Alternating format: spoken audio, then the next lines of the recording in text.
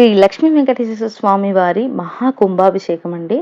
ఎందుకు అంటే కడపలోని శ్రీ లక్ష్మీ వెంకటేశ్వర స్వామి వారి ఆలయ దర్శనం మనకి ఇన్ని రోజులు జరుగుతున్న మూల విరాట్ దర్శనం మాత్రం మరమ్మతులు జరుగుతూ ఉన్నాయి కదా.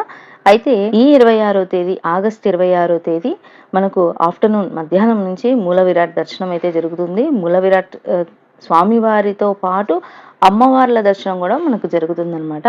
కడపలోని అందరికీ నమస్తే అండి.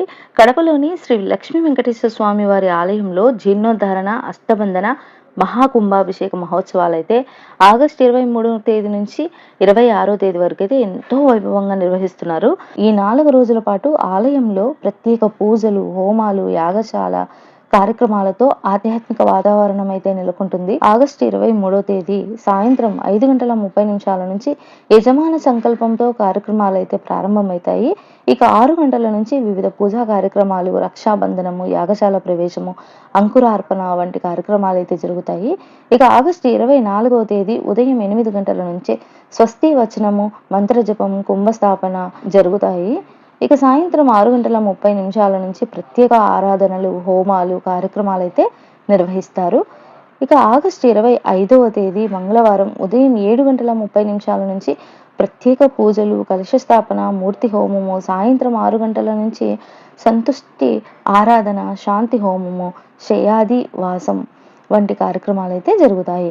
ఇక ఆగస్టు 26వ తేదీ బుధవారం ఈ మహోత్సవాలలో అత్యంత ముఖ్యమైన రోజండి. ఉదయం 7 గంటల నుంచే ప్రత్యేక పూజలు, హోమాలు, కార్యక్రమాలు, మూల విరాట్ కార్యక్రమాలు అయితే జరుగుతాయి. ఇక మూలమూర్తి హోమం, యాత్రాధానం వంటి కార్యక్రమాలు అయితే నిర్వహిస్తారు. మరి ఇన్ని రోజులుగా జరుగుతున్న ఈ పవిత్ర కార్యక్రమాల తర్వాత భక్తులు ఎంతగానో ఎదురు చూస్తున్న ఆ క్షణం అయితే వచ్చేస్తుంది. ఉదయం 9:45 నుంచి 11:30 వరకు ప్రాణ ప్రతిష్టకు సంబంధించిన విశేష కార్యక్రమాలు అయితే పూర్తయిన తర్వాత ఆగస్టు 26వ తేదీ మధ్యాహ్నం నుంచి మూల విరాట్ శ్రీ లక్ష్మీ వెంకటేశ్వర స్వామి వారి అమ్మవార్ల దర్శనం అయితే మనకు లభిస్తుంది. అంటే మహాకుంభాభిషేకం తర్వాత స్వామివారిని, అమ్మవార్లను మనం ప్రత్యక్షంగా దర్శించుకునే అవకాశం అయితే భక్తులకు లభిస్తుందండి. ఈ రోజు భక్తుల రద్దీ కూడా ఎక్కువగా ఉండే అవకాశం ఉంటుంది కాబట్టి దర్శనానికి వెళ్ళేవారు కొంచెం ముందుగానే వెళ్ళి జాగ్రత్తగా ఉండండి.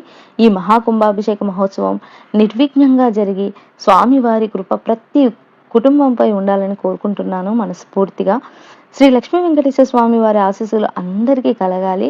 గోవింద గోవింద.